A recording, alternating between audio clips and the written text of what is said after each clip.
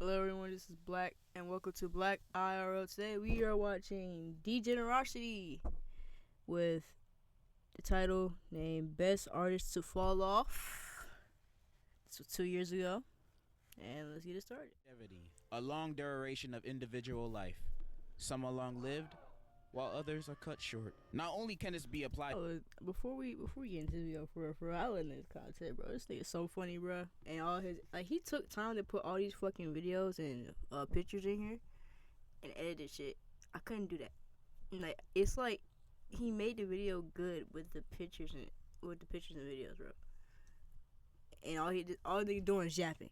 To live in, but also in all art and entertainment. Like, will this piece of work stand the test of time to be remembered as great, or will it be put in a modern art museum? Only time can tell. And many music throughout all the years had faded away alongside time. It's crazy to think about, cause some of these artists, or at least their songs, were all over the radio and playlists and constantly being replayed. But by next year, nobody's even having a thought about their music, let alone the artist. Their relevance was like receiving a happy ending from a ladyboy in Thailand. It lasts a good minute, but it finishes pretty quick. Bro. God, what the? Sometimes I be questioning the fucking videos he be putting on this goddamn thing, bro. I swear to God. Don't judge my hobbies. Some get the stinky end of this deal by having short bursts of fame, then run straight into irrelevance for the rest of their, well, lives. And the rest are lucky enough to be one-hit wonders, with their hits being so timeless that we never forget them. Like, who can forget 1,000 Miles by what's her name? I swear, every time that song comes on in a crowded place, every bad thing that's going on in the world at that moment comes to a halt, and all of us sing along in perfect sync. This song legit brings world peace. She doesn't need another hit. And Silent Hill with Watch Me Win, Watch Me Nay Nay. I mean, none of us are playing that song nowadays, but when it was out, it was big. Like, all the kids were dancing that song. Shit. Song nowadays, but when it was out, it was big. 1.9 billion views, bro. 7 years ago. Well, really 9 now, but like, god damn. Big, like all the kids were dancing that song, playing it everywhere. You couldn't escape it. And to show how much of a phenomenon this song was, it was played at the biggest award show in the world. The Kids' Choice Award. You can't get bigger than that. That's a career peak for anybody. The impact of that song was insane. So you know the fall gotta be equal to that. Cause after the song wasn't hot no more, the man fell off so hard, he murdered his cousin. That's tough. There was Young Ma with Ooh. This song will forever be a club hit. Shame she didn't have another. But at least some party or club somewhere. That's a good song, bro. I remember that song. Always be playing it. I didn't know who the fuck made that song. I'm not allowed in clubs, so. Estelle's American Boy, it hurts saying she's a one-hit wonder, but the song is amazing. Also with a goated verse from the GOAT, the song is genuinely perfect. Well, she ain't really a one-hit wonder if you count the hits she made on Steven Universe. But forget everything I just said. When we think about the best artists to fall off, we think of the ones that had a big breakout song, an album that made people think this person will be here for the long run. They will become a household name. Only for them. I can name about, well, currently, yeah, I can name about like 3. Yeah, Chance, Fetty Wap, Kanye. And Kanye only fell because that nigga's stupid as hell. I'm to be in love and hip hop a few years later. I'm sadly talking about Fetty Wap. Fetty Wap, artist that comes from Jersey, represent, and probably the most popular rapper to come from here. Like, I was searching New Jersey rappers, and the second result is Fatboy SSE. So we're kind of lacking. Fetty Wap in 2015 literally blew up the entire hip-hop industry with his sleeper hit at the time, Trap Queen, which came out a year prior before it even reached the Billboard charts. And when I tell you everybody was singing this song, it was playing on every radio station, you couldn't escape it in a good way. You can't tell me everyone and their doctors didn't know the opening 6 words of the refrain of the song. I'm like, hey, what's up, hello? And on April 4th, 2015, the song went #1 on the Billboard, beating Pitbull's song. Now, when you beat Mr. Worldwide in the charts, you're destined for greatness. And #1 on Billboard is a crazy feat, don't get me wrong. But this dude still could have been a one-hit wonder. Come on, how many other people went #1 only to be never heard of again? Like, who the hell is the baby?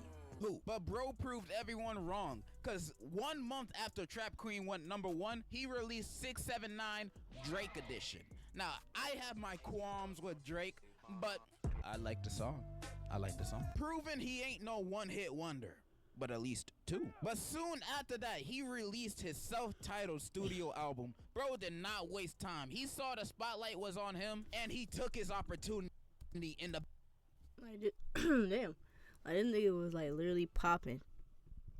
And he could have kept going, bro, but he just had to go to jail, bro. He just had to commit a crime. Now that nigga all fell off. Now ain't nobody listen to the music other than the old ones. I'm like, hey, what's up? Not ever do that shit again. But like, he had it, bro. And he flopped because he did something bad, bro. This is what happens when you're famous, man. When everybody got their eyes on you, you be feeling fucking pressured as fuck. And then you decide to do something stupid to fuck up your whole career. Like, bro, you had a whole career behind you, bro. What the fuck is you doing? The best way possible. Again, my way. RGF Island. This album was filled with hit songs, or at least songs that would be played all over social media. Like, Fetty Wap was basically the go-to artist to use in your Vine back then. And this dude's music was being played all the time on repeat. He was also making the songs he was featured in hits. Like, nobody listened to Save That Money for Little Dicky, let's be honest. We're all listening for that hook. It seemed like this guy was unstoppable, and you could tell he felt that way too. Cause 1 month after he released his studio album, he released another album. The consistency is crazy. And to top it all off, it was a collab album with none other than French Montana. If you don't know who French Montana is that nigga that Diddy cropped out in that one photo, and for good reason. This man is not a good rapper. Never in your life have you been in a car or a function and someone says, hey, put on that new French Montana. You never heard that. And if you have, you need to find new friends. So hard. He be on freaking features and the songs be good, but when he be making his own songs, bro, ain't nobody never heard of. That's how bad of a rapper he is. These are the people that are bad influences that your mom and dad were talking about. Go hang out with murderers and drug dealers instead. At least those guys will have a more positive impact on you than a nigga that willingly listens to French Montana. You have free will in this beautiful life you have, and you spend it on that, you can't trust them. Anyways, their album was called Coke Zoo, and it's 13 songs, and it's a 2 can of ass. Now, Fetty did have a better performance than French on here, obviously, but French had way more songs and verses than him, and overall, the album is just very bland. No song sticks or stands out. It's just a nothing burger, bro. It has no replay value whatsoever. And after this project, his music slowed down on coming out, which is fine. He don't have to be like Youngboy releasing an album every 3 days. In 2016, the next year, he had a good few charting songs he was featured in, and also his own single, Wake Up, peaking at 50 in the Billboard Hot 100. And during this period of time, it felt like the calm before the storm. Fetty was still in people's mouths. He was still performing sold-out shows and still charting. He was still very much popular. But after 2016, he kind of faded away out of the public eye more and more. He has released projects since then, but none of them created any buzz, because overall, all of them were pretty meh. But also, there were no hits. See, Fetty Wap was very much a hit rapper, which is not a bad thing. It's just a bad thing when you want a fan base that would actually stay. And since he wasn't making any more hits, more people stopped talking about him. Plus, his new music sounds identical to the rest of his other music. I thought he went to jail. That's why he stopped. I guess it's because he just fell off. That makes more sense, I guess. I mean, you can say the same thing for other artists too, but Fetty's music also sounds dated. Like he was a product of his time and didn't try any new sounds or styles with his music to catch up to his own contemporaries. Other than that 2018 6ix9ine song Kiki, he has kind of disappeared from the popular space of music. And since then, in late 2022, he's pleaded guilty in drug charges. I was right, but it wasn't really why he fell off. Okay. And he's looking at 5 to 40 years in prison. Damn, that's tough. 5 to 40. That nigga is not going to be able to live there. He probably gonna get like freaking 20. He probably already got. Damn, how much did he get? Hold on, cause if he pled guilty to 6 years in prison, that's lucky, bro. Also, during his fall off, Trap Queen is Diamond. 10 million units sold. So at least he will also have a legacy to look back on in hip-hop history. Fetty Wap may have been a victim of falling down the stairs with a mediocre at best discography to look back on. There's another artist that I believe fell off, but on top.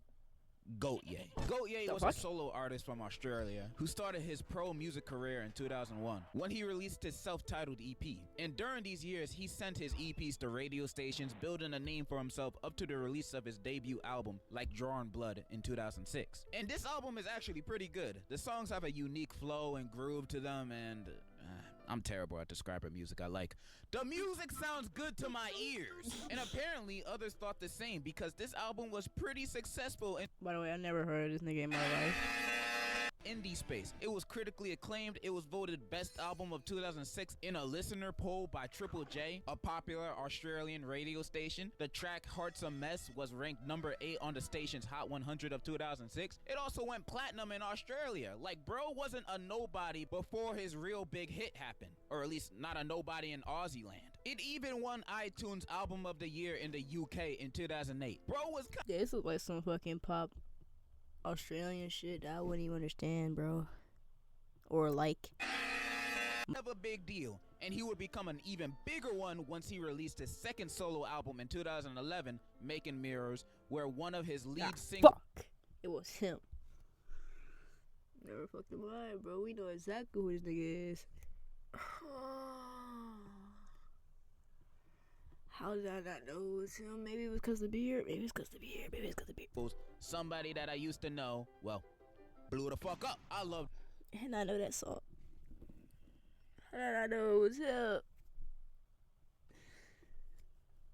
I do like his music. This song so much. Now, I wish I could pick a different song as my favorite since I've listened to all of his solo music and also to seem more cultured, I guess. But this is my favorite song from him. No matter how many times I listen to it, even after 10 years later, it doesn't get old. And the whole sound of the song is unique too. Early 2010s pop radio songs were sounding more like electronic EDM dance music, sounding like a YouTube gaming channel intro. You know, a lot of them sound dated too, but not this song. Never this song. It's because it didn't sound like it was futuristic. And the song did get its flowers. A lot of them. Like I said, I can't even recognize the nigga with a beard, bro. I thought it was somebody else. I didn't even know his name. That's crazy. Too. And after his world tour, all eyes are still on him, especially since he just won the Record of the Year at the Grammy Awards. The people were waiting for more music from him. Except that ain't happened. Bro went radio silent, and not in a people weren't interested in him no more kind of way. No, bro disappeared from everywhere. Social media even started rumors saying he was dead, where he went out of hibernation just to tweet, "Nah, I'm alive." Then not long after the tweet, he posted a blog post saying he no longer will be releasing solo music and Goat-Ye will be no more. Huh? This dude just released one of the biggest songs of the decade and Bro achieved his goals, man. You gotta let that nigga go, bro. He said I achieved everything I wanted, and now I'm time to leave. You can't just get sad, bro. Just let that nigga be. And now he's quitting?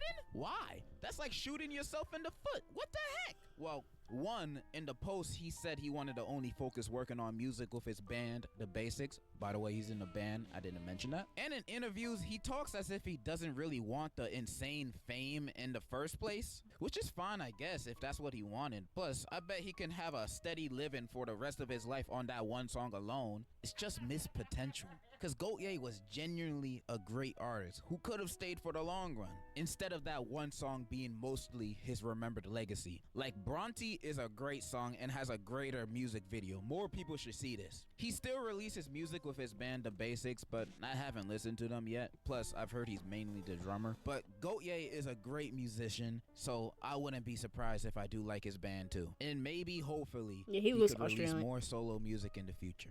Alright, I'ma stop glazing this dude and move on to the next man. Or baby. Da baby. Da baby. Rapper. Meme. That nigga didn't. Hey. Okay? That nigga did not fall off, bro. He made newer. Bro, you wanna hear his new song? Hold on. Gotcha. I might get copyrighted, but hold on. Maybe like play a little bit of it. That is all y'all get. I'm not about to get copyrighted. Again. This song has been played 25,536,930 times. That's one of his newer songs. They say he fell like, oh hell no.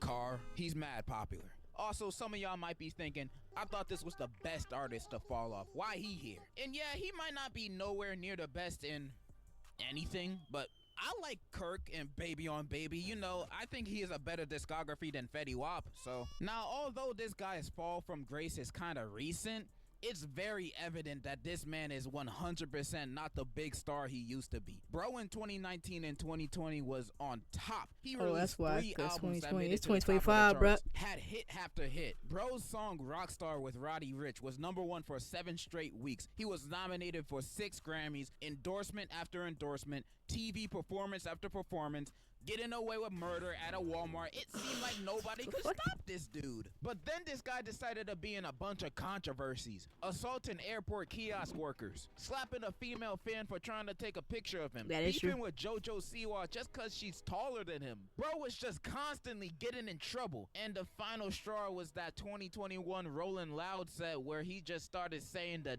dumbest shit. Ladies, if you like to shove bowling balls and pineapples up your pussy, put your cell phone flashlights in the air. What the fuck? Bro, we know damn well he didn't say we know damn well he didn't say that.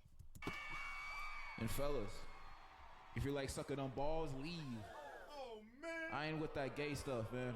Leave, man. I ain't no Frank Ocean. Leave that stuff at home. Yeah, dude said some homophobic stuff, and basically the whole industry turned on him. He lost a majority of his endorsements. Bro was pulled off of concert lineups, and overall, the public wasn't really messing with him no more. Yeah, he even one time had to cancel his New Orleans show because it only sold 500 tickets in a venue that's supposed to seat 14,000. If that doesn't indicate a fall off, then I don't know what does. His recent album, Baby on Baby 2, only sold 17K first week versus his 2019-2020 albums that would sell 150K, getting #1 on the Billboard charts. It just seems like bro really messed his own career up for nothing. And some people still might say he hasn't fallen off. Look at his Spotify monthly listeners. Bro's still pulling big numbers. Okay, remove the Dua Lipa song and that cuts off at least half of these listeners off, minimum. Then remove Rockstar and that's probably -5 million right there. Most of this dude's listeners are only listening to his hits that most of the time he's only featured in. It ain't that hard to pinpoint this info. And do I feel bad for his fall off?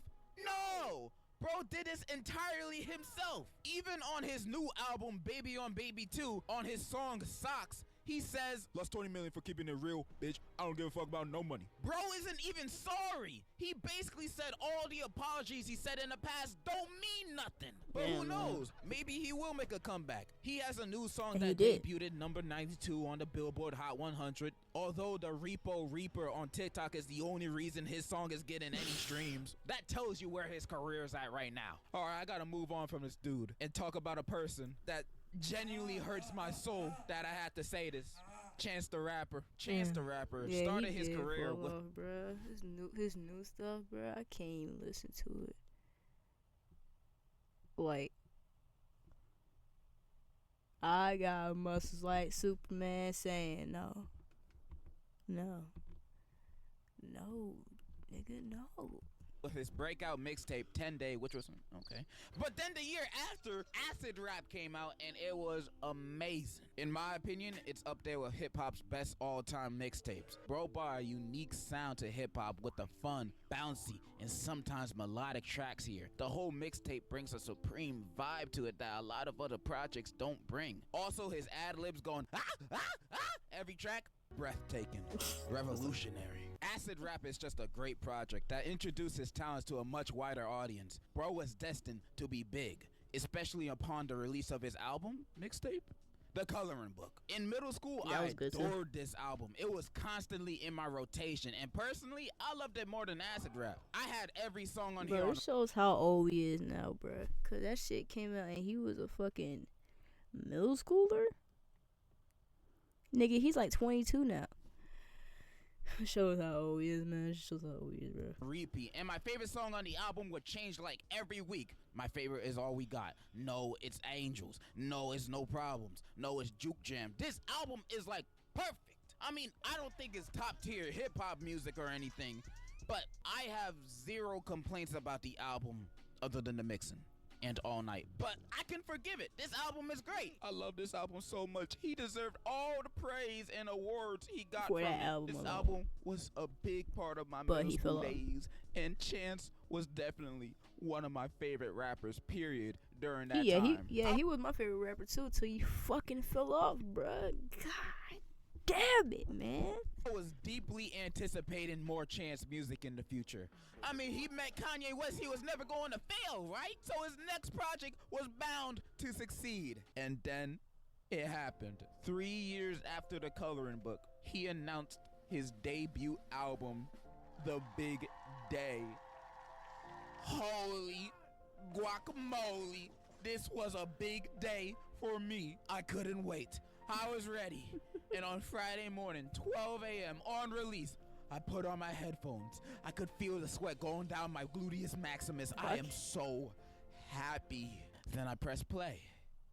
And as I was listening to the music, the songs felt a little off. A bit different from his previous music. It was a little more experimental. Or something. Nah, what the fuck? Maybe not that. Wait. Yo. What the fuck am I listening to? It was garbage. Dreadful. Gobbledygook. And not in like a French Montana. Hold on, I got y'all. I love my wife. I love my wife. Ah! Wop Coke Zoo nothing burger kind of way, because if it was, it would actually be better, because with a nothing burger you just get no nutrition or enjoyment out of it. The Big Day is like receiving a lobotomy. Like, first, this album had like 8 writers and 8 producers for each song. 2, the lyrics Crazy, are by just, the way. look at this. Peanut butter jelly with a baseball bat. Peanut butter jelly with a peanut butter jelly, it will break your back. By the way, almost is not serious, bro. all the lyrics on this album are this corny and this trash.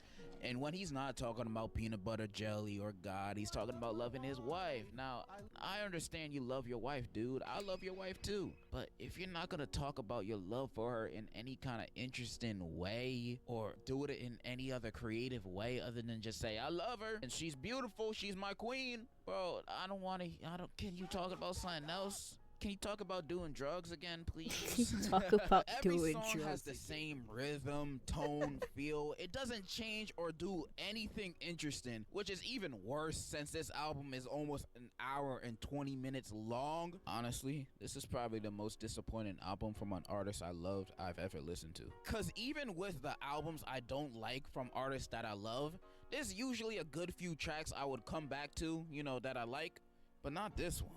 Not a single one on this album has replay value. And when I say these things, I don't mean for anybody to shit on Chance, because I still think overall he's a great artist. It's just this project upsets me so much, because this has been basically his last album for the past almost 4 years. And the album sucks. The man has released very little music since this album, outside from that Christmas mixtape he released in 2020 with Omarion or whoever. I don't care. I'm not listening to that. That's not a real project. And I feel like this dude knows the bad reception his album gets. That's why he's been wearing his number 3 hat promoting coloring book for the past 7 years. I swear this hat is surgically attached to this man. Take that shit off already. Damn! Maybe I'm looking at Chance's last projects through rose-tinted glasses, because I listened to those albums as I was a kid. And even though The Big Day is a terrible album, I am so happy for the current success. Good quality for an ass song. Every time you post the fucking video, like one of the fucking songs on fucking Big Day, bro. I'm like,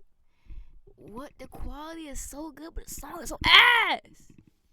Of Chance in his career. I love seeing him being part of modern media despite not releasing any music in a number of years. I am so happy for him. He might have fallen off quality-wise, but I only want future uphill success for him, no matter if he releases any more music or not. And if he does release more music, hopefully this album was just a hiccup, and he starts like Hot Shower. Yeah, nah. Burping again. And yeah, I feel like I've discussed enough in this video, although I definitely could make a part 2 to this. There's a few others off the top of my head that I could list, like Coldplay and Maroon 5. Fuck is like Coldplay? How you go from this to this? Like, seriously. Also, there's one more that fell off quality-wise that I can rant about for days on end. But that's for another day. I feel like I've said my piece, and in conclusion, I kind of like Hot Shower. There's no fucking way you just said that shit, bro. Hell no. I'm sorry. I'm sorry. Hell no. It's kind of grown on me. I'm sorry. Hell no. Fuck. Okay, bro. Tell this nigga to stop singing, bro. Alright, bro. That's gonna be the end of the video. See you guys in the next one. Peace, man. I love my wife. I love my wife. Ah!